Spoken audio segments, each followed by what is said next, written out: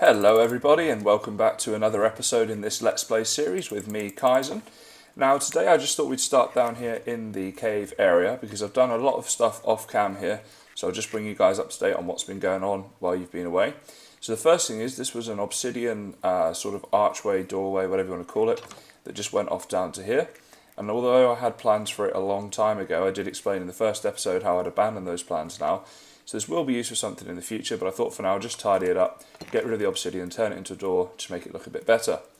Then as we go up through here, you can see I've done a lot of work in this area. So I've extended all the pathways down here, made them look nice and kept them in the same theme as the rest of the cave area. Also done the ceiling and the lighting in the roof and again on the floor by the pathway. Now this already was a pumpkin farm, but I've now automated it and I've added in a melon farm as well. So when I push these buttons, this one here and this one here, it just harvests it all for me. And then it's a simple case of running up here to collect the middle and going back at the end. It's just something I've been meaning to do for a little while. It's a much easier way of doing it. I was originally going to use pressure plates instead of these buttons here. But the reason that pressure plates are no good is because I get so many slimes that spawn in this area. And there's really not much I can do about that. So they would be ending up standing on the pressure plates too often and harvesting my farm when I didn't want that to happen. So I've tidied up this area as well.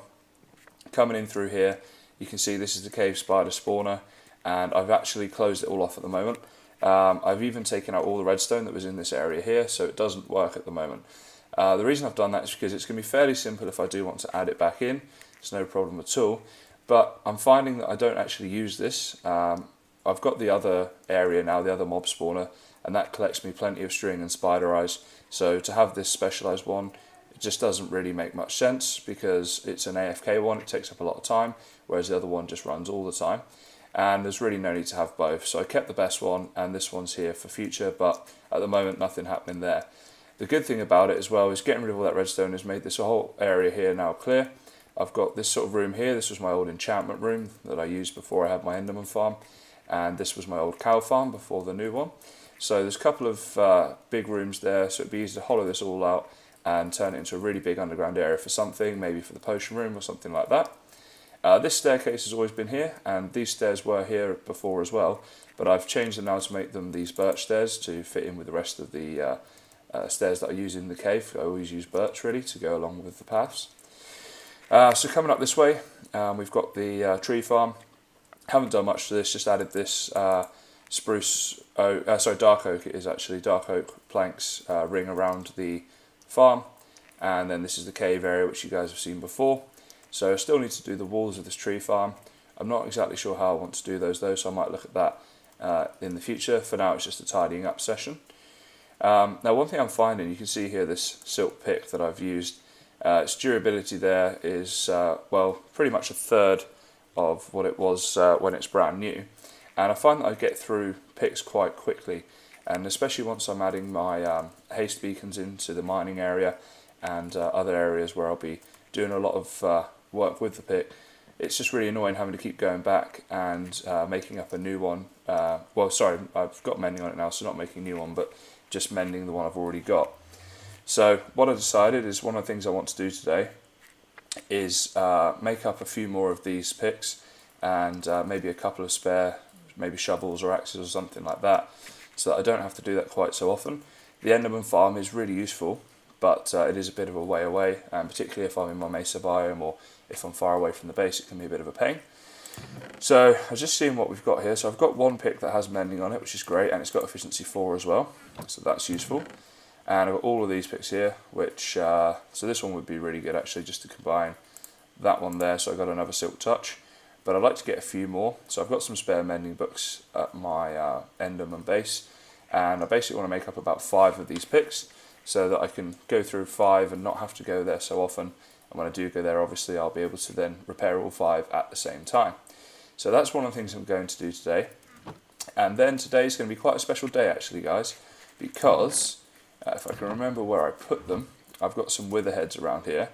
And I'm going to be doing a wither fight to get the Nether Star and make the beacon. So I want to get that up and running pretty quickly now.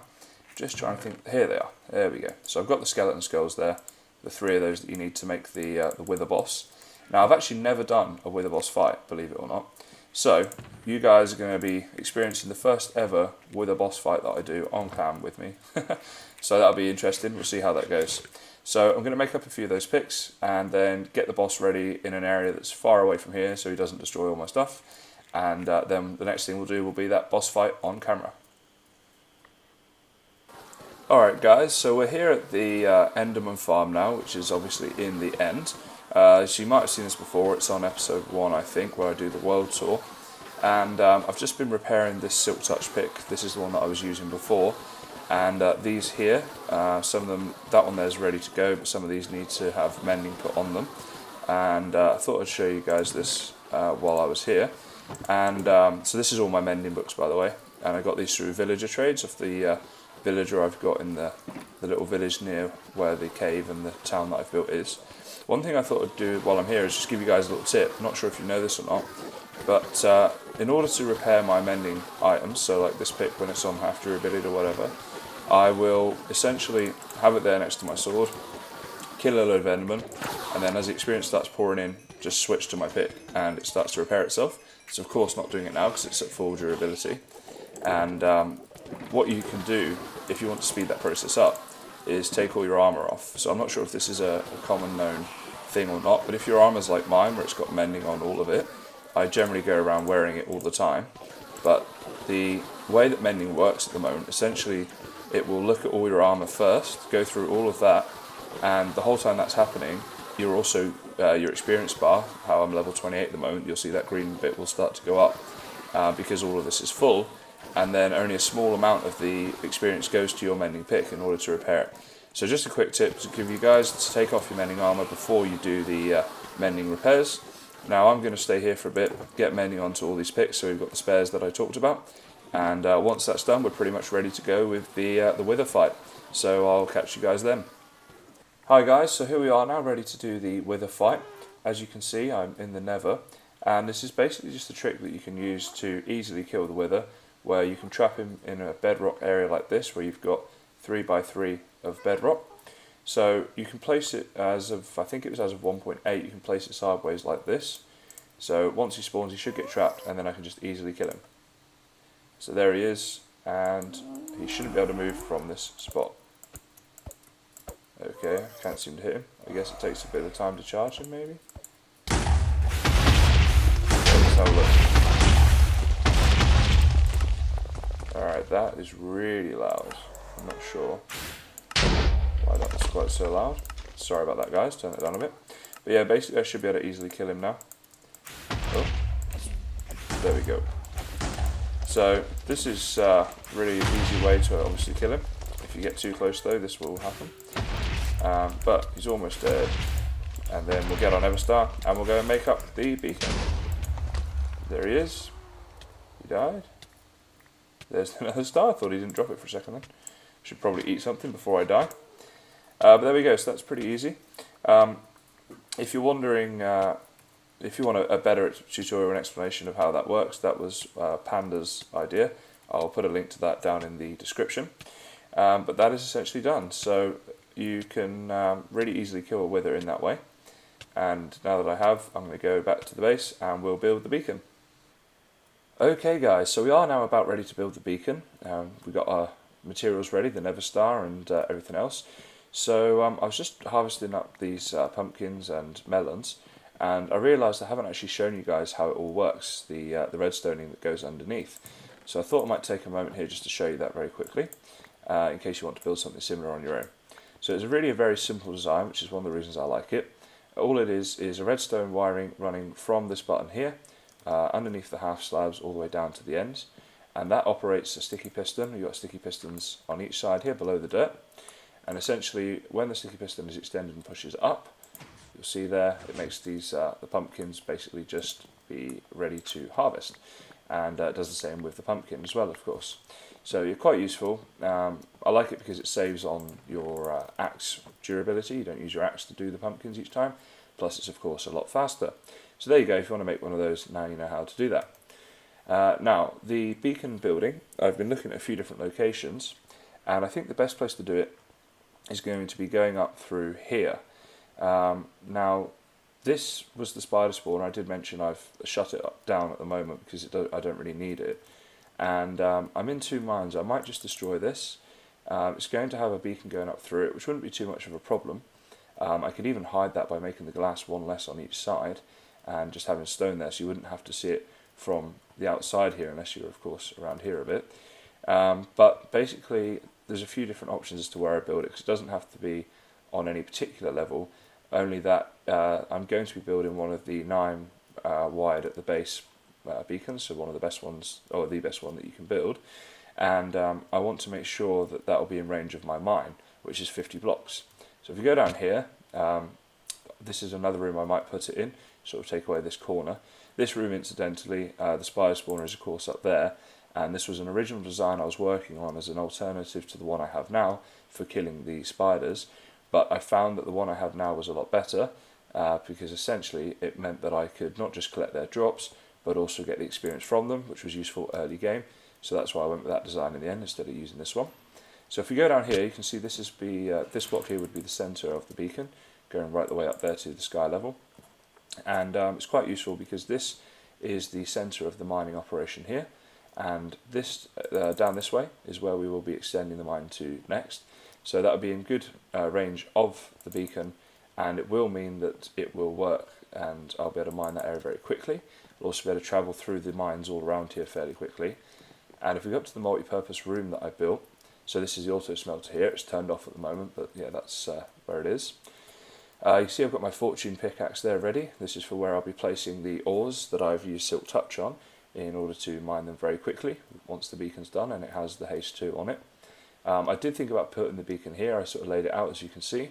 I was thinking I could put it here, maybe even move it up or down a bit depending. The problem was that it goes through a lot of the man cave area, so I would have had to have destroyed a lot of things in the man cave in order to get this one to go right the way up. So the next thing to do is to build the beacon, and I need to get some materials to do that still. I think you need something like 23 stacks of ingots, which could be iron or gold, could be diamond, but of course I won't be doing that. It could also be emerald, and I might look at doing emerald, actually just doing lots of trades with villagers in the nearby village. Sounds like there's some mobs nearby, that's weird, there shouldn't be. I'll check that out in a bit. So the next thing will be to basically get that beacon designed, and we'll do an update at that stage. Okay guys, so I decided in the end to put the beacon up above the spider spawner room, just in case we do want to use this for something else in the future, either to reopen the spider spawner, which I might do, or just for other things in the area. That was crazy loud. Oh yeah, that's right, I was trying to find a zombie earlier, so I put my creature sounds up to full. Sorry about your ears there guys. Anyway, this is the room. It was you that caused that noise and stole my block, which I'm about to use for demonstration. What a pain. Anyway guys, this is the room for the spawner here, sorry, the beacon, and I've marked out where it's going to go like that, and the area in the middle up to the surface is all clear, so that's good, and it means we get to keep this intact. So I'll go about building that in a second. I just need to go and check how much I've got in terms of ingots to use to build this. So, as I said, I'll probably use a mixture of iron, gold and emerald. I'm thinking it would be better to use as many of the same material as possible, and I'm going to see what trades I can get in the village for emeralds. From doing it in the past, I think I can get some fairly decent ones. So if we have a look here, I've got stack and 3/4 of emeralds and about 6 stacks of iron, so it's not a lot.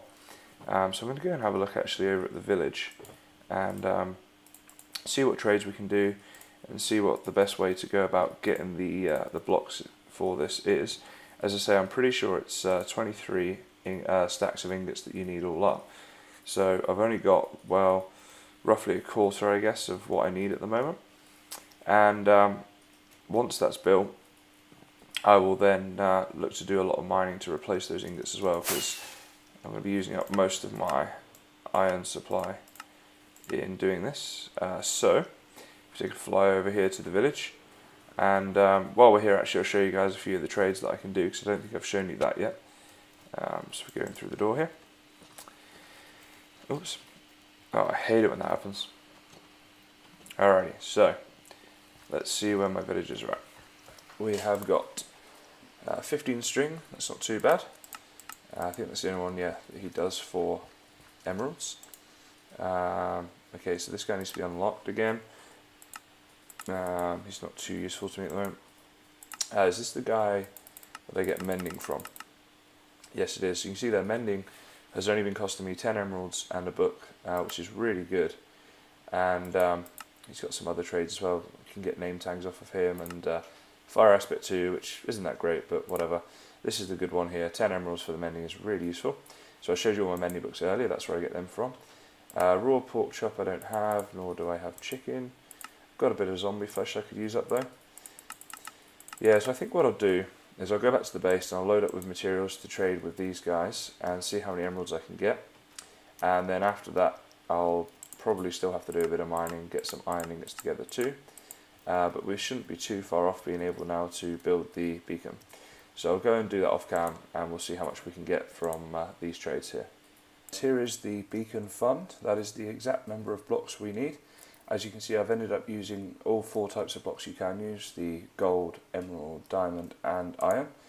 And I pretty much depleted my entire stock of iron and gold. The emerald, that is my entire stock I should say, I'm pretty sure. Don't think I have any of those left, nope. Diamonds, I've still got a few left. And had to harvest the wheat farm so that I could go and trade the emeralds with the villagers. And then I also had to go and do a bit of caving to get enough iron together. And finally here we are, and this guy has placed a grass block just there for us. Thank you for that, buddy. Anyway, so I'm going to go and build the beacon now, and or build the pyramid for it at least, and light up this area as well. Oh, it's okay, it's down there. So yeah, I wanted to do this in some sort of order. So obviously the 9x9 bottom is 81 blocks. So what I'm thinking is I might do 40 that are 40 of iron, 40 of let's say gold, and then do the middle bit as diamond. So yeah, I'll get on with building this off cam anyway, but I want some sort of order to it so that it looks good, and also so that when I come back here in the future to maybe replace some of the materials, I can remember where they are easily, and it's a pretty simple process to do that. So I'll get on with doing this now, and I'll do a little catch up in a minute. Okay guys, so as you can see, the beacon is now done. I've put haste 2 on it because that was what we obviously wanted for the mining that's going on down below, and I've already tried it out. It works pretty good. I'll just give you guys a little show of that. And yeah, I'm going to need this in it now because I think I need to do a lot of mining after that. But basically, here we go. This is how it works, you can see. It's a lot quicker to do it this way. Oh, diamonds. That's cool. And yeah, so I'm really happy with the way that's turned out. It's worked, and I can get on with some speed mining now. I might look at setting up some more in the area actually, but I won't be doing that today, but in the future, just to add some other abilities, speed and such, in the areas nearby. And it's pretty cool the way it's worked out actually.